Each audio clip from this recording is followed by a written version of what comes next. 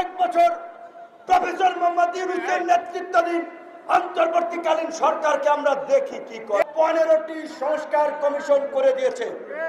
নির্বাচন, সংবিধান, বিচার ব্যবস্থা, প্রশাসন, যেই সংস্কার ছিল এই গণ আন্দোলনের জন আকাঙ্ক্ষা, সেই সংস্কার ব্যতীত কোন নির্বাচন হবে না। পরিষ্কারভাবে সরকারকে আমরা বলে দিতে চাই, আমরা আপনাদের পারফরমেন্স বেস অটো রিনিউয়াল সময় দেব।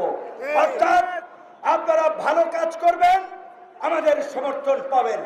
গণবিরোধী কর্মকাণ্ড করলে, জনগণের বিরুদ্ধে অবস্থান নিলে 1 সেকেন্ডও সময় নেব না আপনাদের বিরুদ্ধে দাঁড়াতে।